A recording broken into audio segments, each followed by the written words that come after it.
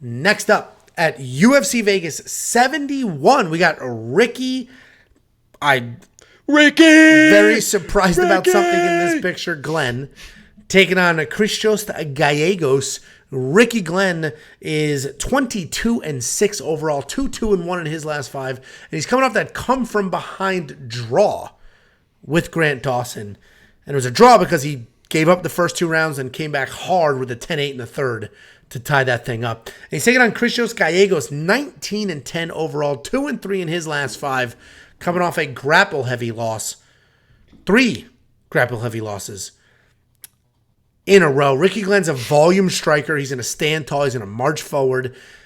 But he still manages to stay out of the pocket. He does have very legit power. He's a threat early in any fight. And as we saw in that Grant Dawson fight, he's never out of a fight. He will continue to come forward and try to make something happen. He's taking on Christos Giagos, who's a grappler, and like Glenn, also is never out of a fight. We've seen him several times come back from what is going to be a decision loss and then pull out a submission and get it done. His striking can definitely use some work. He does have a negative striking differential, but he is unorthodox and he does wing punches with power.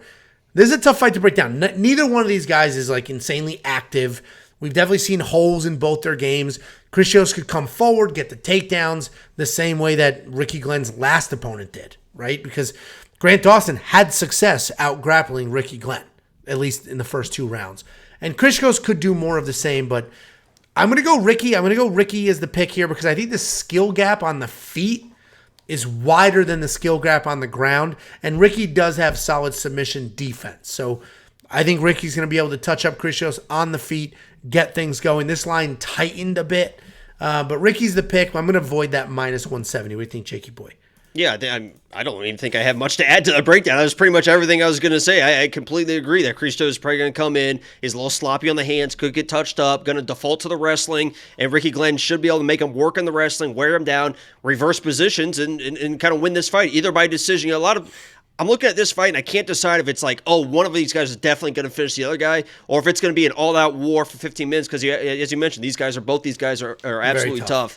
I would side with Ricky a little bit on the durability, because Christos is a little bit more hittable in those situations, but yeah, I think Christos comes in, could have some early success, gets a little bit tired and worn down, and Ricky either finishes them or is able to take over and kind of win this decision. So I see this fight kind of the exact same way you do, and I think Ricky is a pick, but if Giagos is on his back early, I know that the Grant Dawson thing was a little bit different, but Giagos is a very, very aggressive grappler. I mean, he will snatch things up very, very quickly. So if he's on there dry and early, you might be a little bit worried if you're betting on Ricky, but he should be able to stay safe and get it done.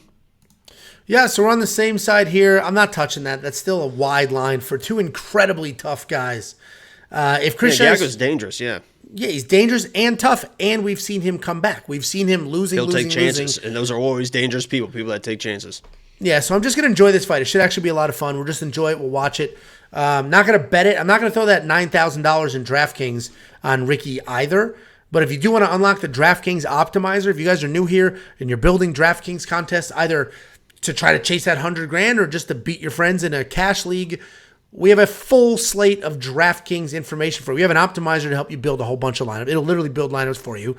We have player pool rankings. So we'll say, hey, if you're doing a cash game, these are the rankings of by salary who you should have in your lineup. Same thing with GPP, core, etc. We have salary rankings, and we also have the best ownership in the game, period, end of story. Our ownership projections, by far the best in the game. And we have leverage. Leverage is a proprietary number. We're the only ones that come up with this number.